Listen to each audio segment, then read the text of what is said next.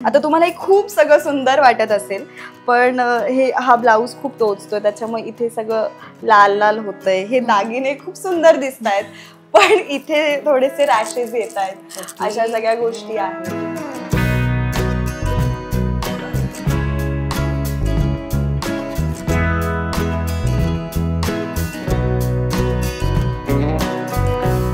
नमस्कार, मी दीपाली म्हात्रे. लोकमत फिल्मीमध्ये तुम्हा सगळ्यांचं मनापासून स्वागत आहे.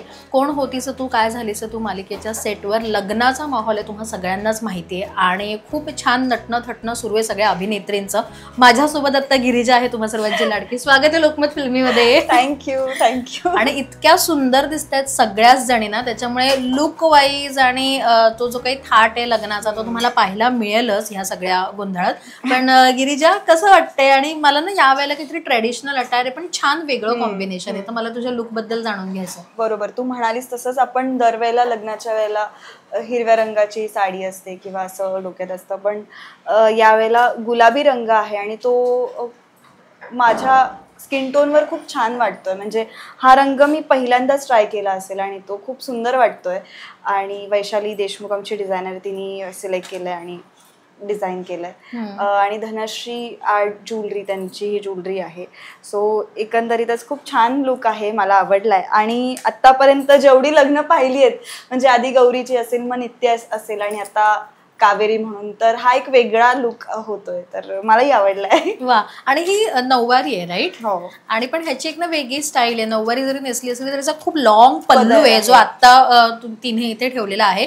पण ही रेडीमेड आहे और नेसवली? रेडीमेड आहे, कारण शूट असल्या कारणाने सोयीस्कर राहील म्हणून ती रेडीमेड आहे.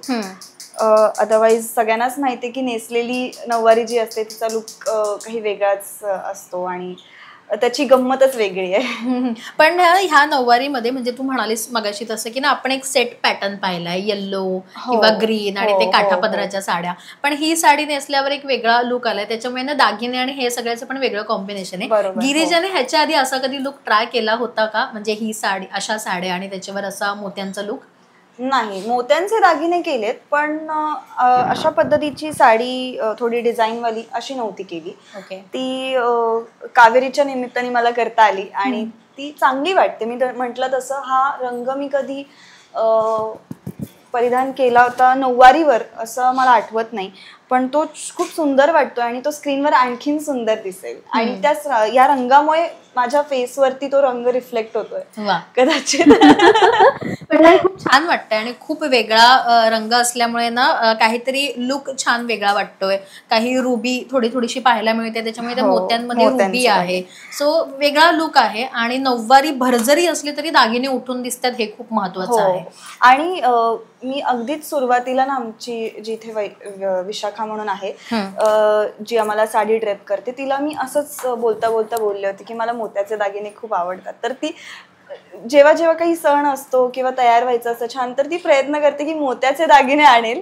आणि तसंच तिने याही वेळेला केलं. आणि ते या साडी बरोबर, आता ह्या साडीवर कुठेच काही असं ग्रीन कलर नाही, अख्खा पिंक आहे, पण तो ह्याच्यात पिंक आणि ग्रीन दोन्ही आहे आणि तिने तो कलर थोडासा ब्रेक करण्याचा प्रयत्न केलाय, पण तो चांगलाही दिसतोय त्याचबरोबर.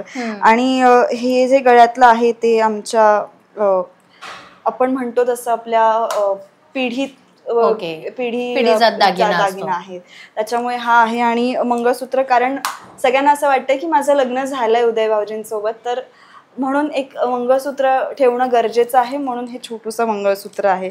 असे खरं तर खूप दागिने झाले इंडिव्हिज्युअली, ते प्रत्येक तो दागिना खूप सुंदर आहे, त्याच्यामुळे तो खूप छान एकत्रित येऊन आणखीन चांगलं वाटतंय. पण गिरिजाला तू म्हणालीस की मोत्यांचे दागिने तुला खूप आवडतात. सो असं म्हणतात ना, आपल्याला एकतर ठुशी आवडते किंवा आपल्याला एक छान लॉंग नेकलेस वेअर करायला आवडतो आणि इनफ असतो. तुझी स्पेशालिस्टिक आहे, कर्णफुलं असू देत, बांगड्या असू देत, काय आवडतं दागिना मोत्यांमधला? कुठलाही दागिना असू देत, पण माझं असं असतं की थोडं मिनिमम असेल तर मला ते जास्त आवडतं. गिरिजा म्हणून, आता कावेरी म्हणून मी नटली आणि नवरी आहे म्हणून, पण गिरिजा म्हणून मोत्याचंच असं नाही, कुठलाही दागिना असेल तर माझं असं असतं की आपण एक मिनिमम ठेवूयात. मला असं वाटतं माझ्यावर ते मिनिमम दागिनेच चांगले वाटतात, त्याच्यामुळे कुठलाही दागिना असू देत मी प्रेफर करते की नाजूक असं काही असेल तर ते मला आवडतं. ओके. पण ही जी आजची नऊवारीची स्टाईल आहे ज्याचा खूप लॉंग पल्लू आहे, हो, ही आयडिया हो. कोणाची होती किंवा तू काय सजेस्ट केलं होतं का तुमच्या कॅरेक्टरमध्ये लिहून आल्यामुळे ते तसं छान तो ड्रेपिंग झालं आणि ते तसंच ठरलं होतं? नाही, मी असं काही सजेस्ट नव्हतं केलं, वैशाली ताईचंच आहे ते क्रेडिट. पण हा पल्लू खूप खूप मोठा झाला. आता मी तो तरी शॉर्ट केला कारण याच्यामध्ये मला फाईट सिक्वेन्स वगैरे पण शूट करायचा होता, जो मी कालच केला. तर त्यामुळे त्यातल्या त्यात हा मी छोटा केलाय, तरी तो खाली अजून आहेच. पण खूप मोठा होता हा. पण प्रयत्न करते ह्याच्यामध्ये, कारण आपण इतर वेळेला लग्नात असं वावरणं वेगळी गोष्ट आहे. लग्न आहे आणि मालिकेतलं लग्न आहे तर ड्रामा अर्थातच असणार, तर त्या ड्रामामध्ये आपल्याला ते सावरायचंय. तर हा प्रयत्न माझ्यासाठी, हा अनुभव पहिलाच आहे. आणि सुरुवातीला थोडं अवघड जात होतं, पण आता युज टू होते मी. नऊवारीत तू फाईट सिक्वेन्स करते, त्यामुळे आता ड्रेस मध्ये फाईट सिक्वेन्स झालाय, एक्झॅक्टली नॉर्मल साडीमध्ये झालाय आणि आता नऊवारी मध्ये पण झालाय. बापरे. पण काही असे अडथळे आले की नऊवारीत फाईट सिक्वेन्स करताना तुला बेसिकली काही गोष्टी लक्षात ठेवाव्या लागल्या? की मेन पदराचंच होतं, कारण की मी तुला म्हटलं तसं हा तुला लांब दिसतो, हा काल याहून लांब होता, तो आज शॉर्ट केलाय. तर काल मग फाईट सिक्वेन्स करताना ते खोचूनच, आणि मग ते फाईट करताना तो पदर खोचलेलाच राहील ह्याची काळजी घेणं. जम्प वगैरे होती तर जम्प वगैरे तरी ठीक आहे, पण मेन पदराचंच होतं की तो सुटू नये, नाहीतर पायात आलं तर पडू शकते, ह्याची काळजी घ्यायची होती. पण छान झाला, चांगला अनुभव होता. येस. पण फाईट सिक्वेन्स मध्ये हे जे आम्हाला काही आता हाताला लागलेलं दिसतंय, सो हा त्याचाच परिणाम आहे का? हो हो, त्याचाच परिणाम आहे. आता काय हे सगळं तुम्हाला अर्थातच जेव्हा तुम्ही एपिसोड बघाल तेव्हा तुमच्या लक्षात येईल. ओके. पण ह्याच्यात आहे ना, खरं रियालिटीमध्ये तुम्हाला जर सांगायचं झालं तर मगाशी जेव्हा ही रेवती होते तेव्हा त्यांना एक इरिटेशन होते सतत. ते इरिटेशन म्हणजे आता एवढा वेळ शूट करायचं म्हटल्यावर त्यांना थोडं त्याच्यात काहीतरी चीट करावं लागतं. सो गिरिजा, काय ते इरिटेशन जे तुम्हाला खूप इरिटेट करतंय सीन मध्ये? कधी कधी ना आपल्याला खूप गोष्टी आवडतात, पण त्याच्या मागचे स्ट्रगल जेव्हा आपण त्या गोष्टी करतो तेव्हा कळतं. आता तुम्हाला हे खूप सगळं सुंदर वाटत असेल, पण हा ब्लाऊज खूप टोचतोय, त्याच्यामुळे इथे सगळं लाल लाल होतंय, हे दागिने खूप सुंदर दिसत आहेत, पण इथे थोडेसे रॅशेस येत आहेत, अशा सगळ्या गोष्टी आहेत. तर रेडिश झालेलं. तर अशा सगळ्या काही गोष्टी आहेत. मग आम्ही इथे आता टेप लावली आहे, मग मध्ये सकाळी टिशू लावले होते. अशा काही गोष्टी आहेत. ठीक आहे. पण ही मेहंदी पण खरोखर आहे. पण आता हे जर तुमची कंटिन्युटी असेल किंवा काही आणि जर रिटेक असतील तर मग ते कसं मॅनेज करणार? आम्ही आता लग्नाच्या सिक्वेन्स मधले काही सीन्स आधी शूट केले, आणि जेव्हा मेन मेहंदीचा सिक्वेन्स होता तो आम्ही नंतर शूट केला. तर आम्ही आधी स्टिकरची मेहंदी लावली होती 2-3 दिवस, आणि मग मेहंदीच्या सिक्वेन्सच्या वेळेला ती ऍक्च्युअल मेहंदी काढली. आणि एक सीन होता जो लग्नाच्या आधीचा होता, मेहंदीच्या पण आधीचा होता. तर तेव्हा आम्ही याच्यावर बेस लावला आणि याला लपवलं. अर्थात आतल्या साईडचा दिसत नाही, त्याच्यामुळे वरनच बेस लावला आणि ते लपवलं.